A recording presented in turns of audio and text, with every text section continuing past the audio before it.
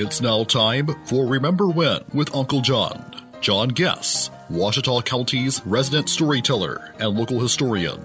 Sit back now and enjoy a walk down memory lane as John recalls the days of yesteryear in his own unique way. You never know, some of it might even be true. So here's Uncle John, along with his trusty sidekick, Kelly Blair. Back on Remember When with Uncle John. Here we are at the next best thing to a Friday, just steamrolling through this week. But, John, you said you got another red letter day today. I mean, you all into the sports thing today. March 2nd, 1962. I did not know it off the top of my head. I'll go ahead and admit. A record that'll never be broken. See, I started closing in when you started saying that. Wilt Chamberlain scored 100 points. Yep, and I've seen the picture a million times with him holding the ball. Yep, it's got 100 wrote on it. All right. Playing for the Philadelphia Warriors in a single game, he scored 28 of 32 from the field. No, I'm sorry, 36 of 63 from the field and 28 of 32 from the free line. 100 points in one game.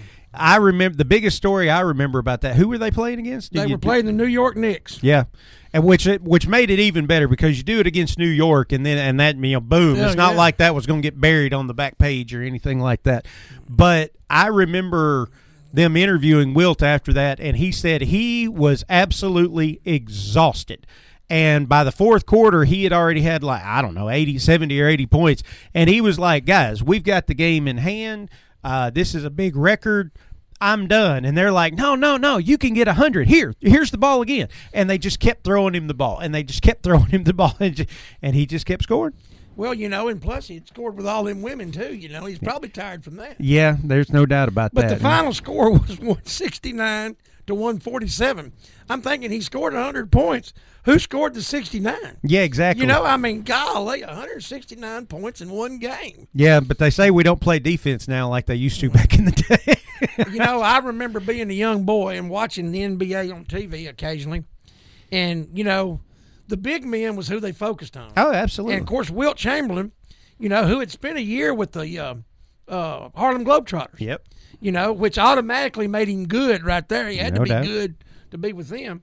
But I remember watching the guy and just thinking, well, have you ever seen that picture of him and Andre the Giant standing, with Schwarzenegger in the middle? And he towers over everybody. Right. I mean, the guy was not just tall, but he was jacked. Yeah.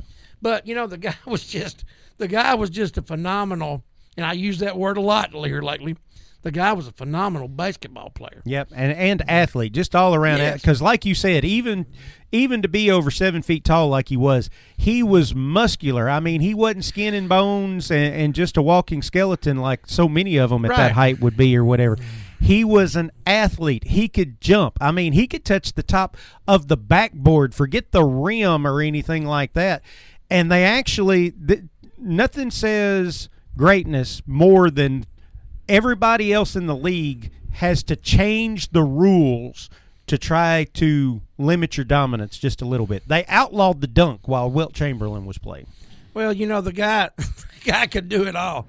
And I just remember watching him and thinking, how do you even, the opposing team, how do you even get out on the court knowing he's out there? Yeah, you don't. I mean, they got out there, but you couldn't stop him. You could only hope to kind of sort of contain him. He averaged 50 points in a season one time.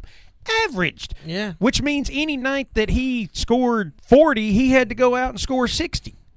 Well, to make up for it. 52 years ago tonight, the guy scored 100 points, and that's a record. That's like DiMaggio's record will never be broken. Pete Rose's record will never be broken. I don't think anybody's going to come within nobody will ever score 100 points in a game anymore. Yeah, never come even close. The only one that came close that I know of, and I haven't pulled this up, to check. It's an all-time most points scored in a game record or whatever, but Kobe Bryant back in 2006, and I did have to look up the year, scored 81 in a game. before that, the closest any, and it wasn't that close, but before that, I saw Michael Jordan score 69 against the Cleveland Cavaliers. Somebody on Cleveland's team must have talked about Michael Jordan's mama, because he just he dominated them every opportunity he got. He torched them for more records, it seemed like, than more highlight reels than anybody else. But that's just phenomenal. 100 points in a game.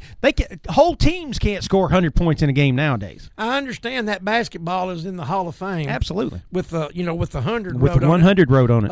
And he's just that's something we'll never see again. No, that is easily one of those more unbreakable records. And again, nobody even comes within shouting distance of it nowadays or anything like that. All right, that's going to wrap up Remember When with Uncle John. He keeps coming up with the sports stuff, folks. He's in charge of content. I'm not doing it. I'm just passing that along now. But I guess we'll see you tomorrow, John, along with our sponsors, including ProMed Ambulance Service, the Shopper's Guide, and Sherwin-Williams House Paint. Absolutely. All right, we'll see you tomorrow, John. See you tomorrow, Kelly. You've been listening to Remember When with Uncle John on Y95. This broadcast can be heard each weekday morning at 6:45 on South Arkansas's favorite station, Y95.